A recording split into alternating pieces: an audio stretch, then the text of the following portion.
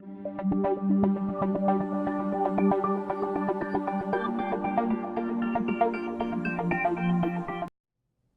morning, all.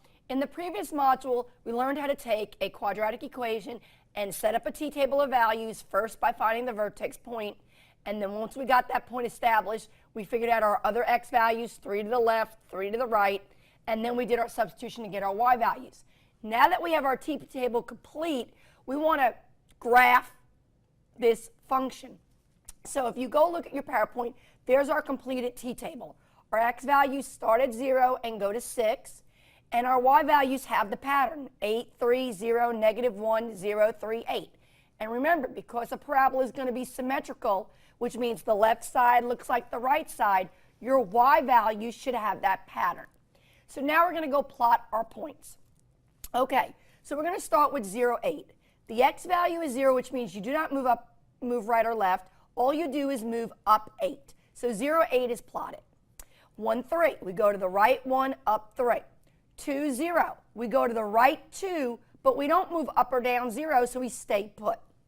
3, negative 1, we go to the right 3, down negative 1. 4, 0, we go to the right 4, but then again, we don't move up or down because our y value is 0. We stay put. 5, 3, we go to the right 5, up 3.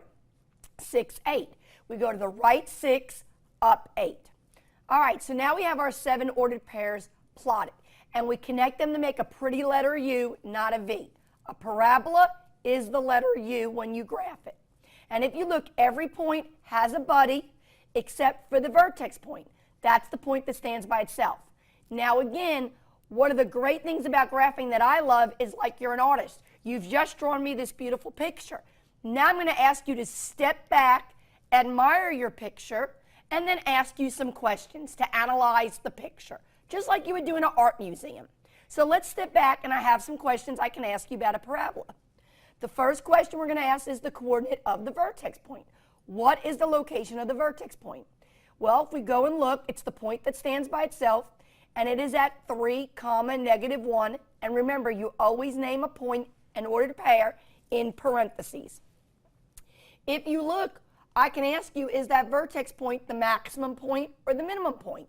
Is it the highest point on the curve or is it the lowest? Well, if we look, yes, it's the lowest. It's the minimum. The next question I can ask you just about a parabola is the equation of the axis of symmetry. Now again, listen to your vocabulary. Axis means line, symmetry means the same. So I'm asking you, how can you draw a line through a parabola so that it looks the same, so that you cut it in half so that one side looks like the other?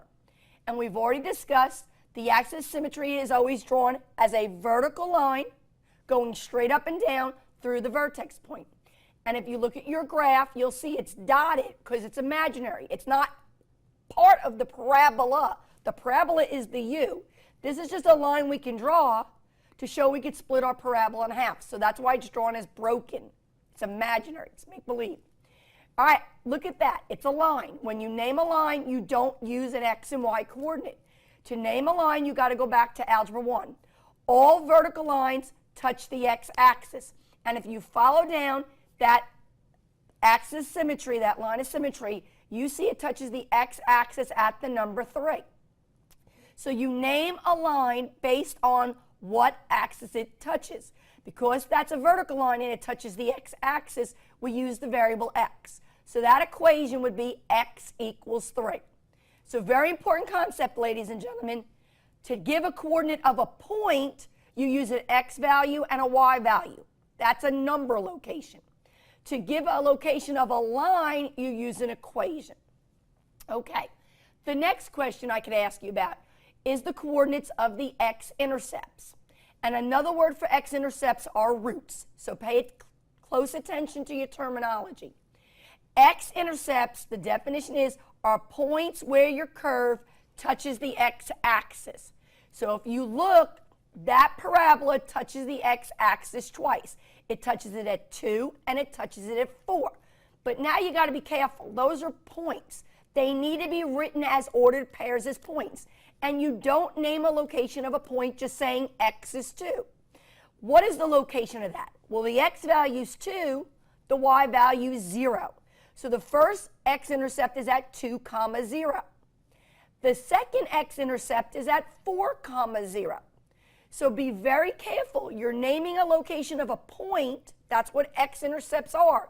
Then they need to be named as points. They need to have an x value and a y value in parentheses. Our next word, what is the coordinate of the y-intercept? We discussed this. Every parabola has a y-intercept. Every parabola will always touch the y-axis. Again, a y-intercept is a physical point. Well, if you look at your parabola, you could see it's touching the y-axis at the number 8. But if you just write y is 8, that is not written correctly. To give the location of a point, you need an x value and a y value. If your point is the y-intercept and it's sitting on the y-axis, you did not move right or left. So that means your x value is 0. So the location of the y-intercept is 0, 8. I could also ask you, does this parabola turn upward or downward? And we could see the arrows are pointing up to the sky. This parabola is turning upward. We should have known this parabola is turning upward because if you look back at your equation, y equals x squared minus 6x plus 8, the coefficient in front of x squared, the a value is the number 1, and we discussed that. If the coefficient in front of x squared is positive, your parabola should always turn upward. Okay, so those are the different kind of questions I could ask you looking at this new graph. Let's try one on the whiteboard.